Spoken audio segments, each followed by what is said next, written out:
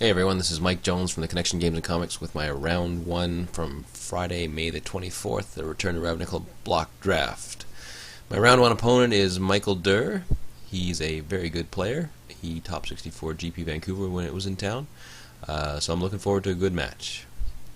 Anyway, here's my opening hand after shuffling. So I've got 3 mountains, a swamp, and a nice turn progression with the Basilicus creature, Warmind infantry, and the Maca in my hand. So I'm going to have a 2, 3, and a 4 drop, and I've got the mana to make that happen. Mike Mulligan's down to 6 here, so and he looks at his hand, and he's going to throw that one back as well. I think he comments later that he probably should have kept his initial hand. It had a lot of land in it, but he thought he could do better. So he's going to go down to 5 here after he finishes shuffling up. So things are looking up for me already, although I don't really like winning when my opponent had to mulligan down to a small hand. So here I cut for luck for him, and let's see if his 5 is keepable. Here we go. So he's got a 5 and he says go. He won the dice roll, so he chose to play first. And island go. I draw a mountain. The mountain go. Always play the mountain first in this deck in case I draw the Frostburn weird, so I can play it. But here, throw down the swamp and the Basilicus creature, pass the turn back. The Basilicus creature is the 1/2 flying with extort. I like that creature a lot. One of the better gate crash extort creatures. He throws down a swamp, which he drew there. I guess he missed his land drop on turn 2. And here's a Grim Roustabout, and he chooses to unleash it. And that's what he was debating for a while. I draw another swamp, so I have 2 lands off the top so far. And get in there with this creature, put him down to 19. And I'll drop the Warmind infantry. So far, so good. Things are going according to plan. Mike draws. Funny thing, there's 3 Michaels in our pod tonight. Michael D, Mike Jones, and another Michael. And I got to play both of the other Mikes. Or Michaels. Alright, so now I've got lots of land, and that's my Exava. So I'm looking at here. He played the hover barrier there. That's the 0/6 flying defender. So I get a free attack here because the Grim Roustabout is a 2/2 but can't block. And the 0/6 isn't going to hurt me, so whatever he blocks doesn't do any damage, but whatever he doesn't block does get through. So I'm debating for a while, do I just want to swing in? And I look at my cards, and it's like, even if I Blood Rush the Rubble Belt Maca onto my attackers, I'm not going to kill the hover barrier, so just drop the Exava. I'm being aggressive here, so I'm going to unleash her. So she's first strike, haste, and all my other creatures with +1/+1 counters on them get haste. So I'm going to swing in here. That's going to turn Battalion on for the Warmind infantry. So he blocks that, takes 4/5 damage, and that'll put him down to 14. Pass the turn back. So far, so good. Well, for me at least. So Mike gets his 3rd color there. And he tries to play the blue-black. Target creature gets +X/-X for X number of creatures in your hand. He forgot that he'll only have 3 creatures in his hand, or 3 cards left in his hand. Therefore, it would not actually kill the Exava, so he takes that back, which is fine, since he didn't actually ever put it down. Instead, he plays another land, and launch parties his Grim Roustabout to take out the Exava. And I'm still ahead of him, a land drop going into turn 5 on my turn 5. That was his turn 5 there. So I've got 5 mana. So I just drew an Augur Spree. That's the +4/-4 instant. So I'm going to swing. He's going to block my Warmind infantry that takes 1, takes him down to 13. And I'm going to take this opportunity to deal with the hover barrier by Augur Spring for the other 4. After combat damage, and I'll pass the turn back. So the card in my hand there is Maca and The Viashino, is that what that is? Sorry, it's hard to see it on the low resolution version that I'm using to narrate from. So draw punish the enemy. So even if he draws something, they can block. So he's still at 13. I'm going to swing in with both. It's going to put him down to 10. And then I think I just drop the Maca plus extort here. And that'll put him down to 9 and put me back up to 19.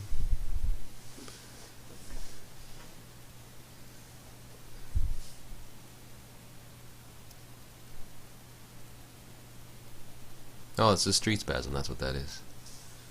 Which I read completely wrong. It's been so long since I played with Return to Ravnica cards. I guess same time for everybody, but yeah, I guess that comes up in my last match against Rio. So here he has the warp physique and he plays it correctly. And it's going to take out the Maca. I guess he's just trying to decide if that's the right one to take out or not. Got it out of his hand, pretty happy, not going to complain. So I get in for another 3, that puts him down to 6. And he drops a Death Cult Rogue. No. What just happened there? Alright, he just played the Death Cult Rogue and untapped. I untap. Now I'm going to punish the enemy on his Death Cult Rogue. That'll put him down to 6. And I extort, so that puts him down to 5. I go back up to 20, hit him for 3, puts him to 2.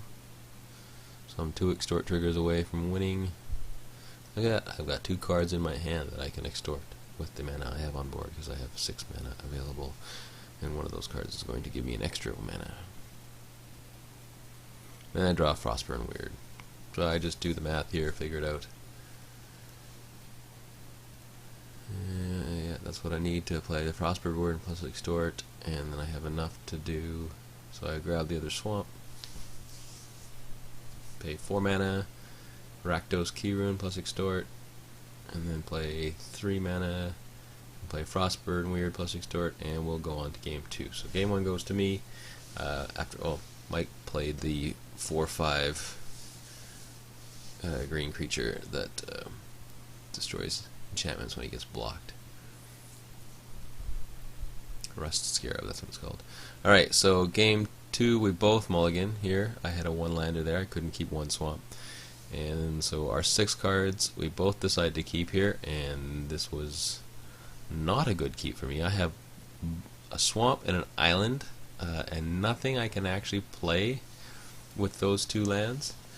I got the Spike Jester in my hand, and I really want to play him, so I'm hoping, I got 8 red sources in there, I'm going to draw one. Bad keep on my part. Mike drops the Dagger Drome Imp, that's the 1/1 lifelink flyer. I draw my island, draw another card I can't play. So I got a Perilous Shadow. I think it's the Spike Jester, yeah. And so Mike swings in for the 1 lifelink. I draw another non-land card. He played the Swamp Walking Scavenge Guide Sewer Shambler. So he's going to get in for 3 here and go up another life. So I'm at 16, he's at 22. He's going to drop, I think it's a Death Cult Rogue here. So he has 3 unblockables here. I draw my Riot Piker. Still nothing in my hand that I can play. Everything needs red or more mana than I have available. So I've got 8 cards in hand, so I've got to discard something. I drew the Spawn last turn, or it was in my hand, so it's 5 mana. It's probably not going to come out. So it's either that or the Perilous Shadow, I guess, that I'm going to toss, given the situation. It doesn't really matter, I guess, which one. So I toss the Spawn of Rixmati, pass the turn back. I take 5, put me to 11, he goes up to 23. Hey, I got my swamp. Now here's a colossal play mistake. Okay, I should have just burned the Death Cult Rogue here. Because I'm not blocking, I don't have any rogues in my hand. The Sewer Shambler has Swamp Walk, and I don't want to put that in the yard because then he just scavenges it on the lifelinker and that gets bad. And I don't have any flyers. So I guess I'm thinking in my head, Riot Piker has first strike. He won't attack into that. And I'm not thinking that, wait, he can't block any of his creatures. So I look at Spike Jester, I look at the Riot Piker, decide to drop down the Riot Piker, and at this point I realize, wait, I can't block any of your creatures anyway. That was pretty stupid. And then Riot Piker, of course, is going to take him out of the blocking picture. So I take 5, takes me down to 6, he goes up to 24. And now I am... And then he's going to play a Grim Roustabout. Of course, he unleashes it. Just keep the pressure on. So now he's got lethal +1 on the board. I draw the Frostburn Weird. So that could have at least blocked the Grim Roustabout. So if I had burned his dude last turn, I could have dropped the... And I would have taken only 3 damage. So I would have been up at 8.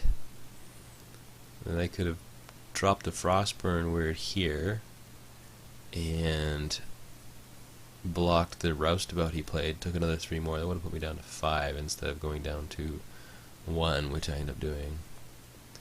So anyway, I do the math now. I don't think there's much point, but if I want to buy another turn, my only option here is to burn one of the creatures I can't block, and the Death Cult Rogue is the right choice there, as it represents the most damage. I have to swing with Riot Piker, that puts him down to 22. Oh my. I've got no blockers again though. He's got 2 unblockables. So he comes in for 5, that puts me down to 1. I untap, draw another mountain. I look at my hand. So I need to have a way to kill the Sewer Shambler, something to block the Grim Roustabout, and something to block or kill the Dagger Drum Imp, or do 23 damage to him. None of the cards in my hand are going to make that possible. I just pointing that out to myself here. And yeah, game 2 goes to Mike. Mike D, that is. Good game, Mike. Alright, so after here I sideboard out the Racketeer and the Perilous Shadow and put in Electrickery and Lobbercrew. Electrickery, I saw a lot of X1s in that game, and the first game, so I'm thinking, the Sewer Shambler and the Dagger Drum Imp, if I can double up on the Electrickery for that, that would be nice. And Lobbercrew, I don't know why I didn't main deck that card. It really should be in my deck.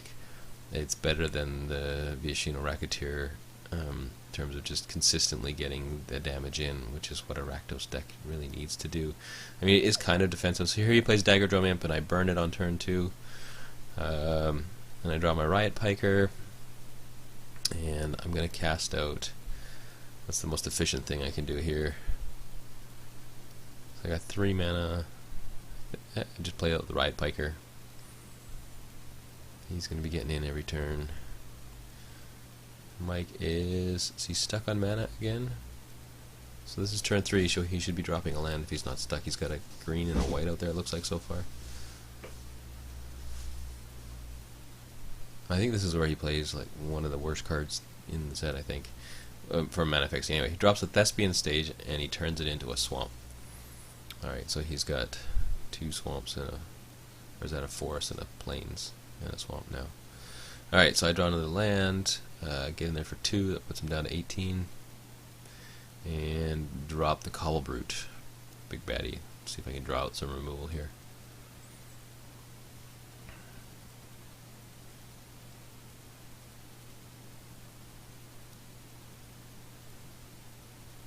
So I've got 7 damage staring him down, so he's got to do something pretty quick, because that's a 3-turn clock the way the life totals stand right now. Again, Mike's having some mana problems with his deck. So he puts down a Death Cult Rogue, that'll at least kill my Cobble Brute if he blocks. I draw some more land. So I guess this is the advantage of a 2-color with a tiny splash versus a 4-color deck. You're much more likely to get the lands you need when you need them. Here I decide to save my Cobble Brute with my Rubble Belt Maka instead of just playing the Rubble Belt Maka or the Spawn this turn. So I Blood Rush the Maka to save my Cobble Brute. I do 2 damage to him with the Riot Piker, and then I drop the Lobbercrew. Now I'm going to be able to do tap and untap with the Spawn of Rixmati. with my Lava Crew next turn, and drop a 6/4 on the board, which is pretty decent.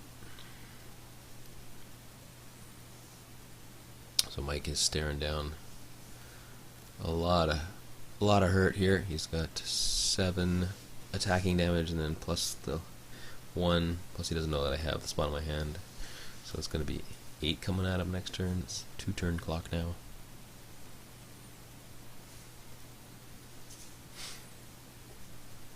He's thinking though.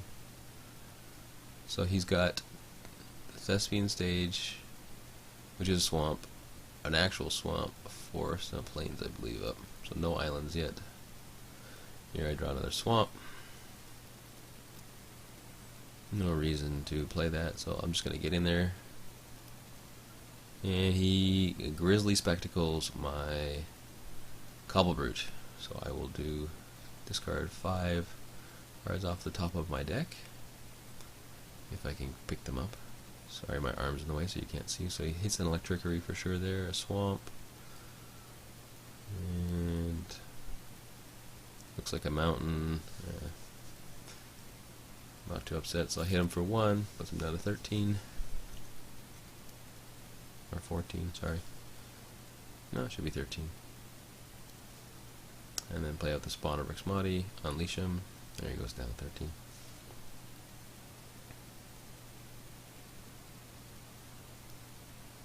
And he decides to play, I think that's a Cluestone. And then he plays the Grim Roustabout, not unleashed. I draw an island. And I will, since he doesn't have regenerate mana up, I will attack into that. So that's 8 damage coming at him. I think he's worried that I've got Explosive Impact or something in my hand, so he makes the bad block here. Doesn't realize that he could have taken that. I don't have 4 direct damage in my deck, I don't think. But yeah, so he's quite frustrated at this point that his deck isn't putting up the goods. And there's definitely the goods in there, so. Anyway, so he blocks the spawn, takes 2. And then it takes him down to 10. Oh, I hit him for 1 the end of last turn with my Lava Crew as well. That's why he's at 10. And he tries to turn his Thespian stage into a plains here. And I point out that in order to do that, you actually have to tap the Thespian stage. And he looks at it and goes, "Oh, right." Awkward. So he actually can't cast that Vassal Soul because he doesn't have the extra white or blue mana.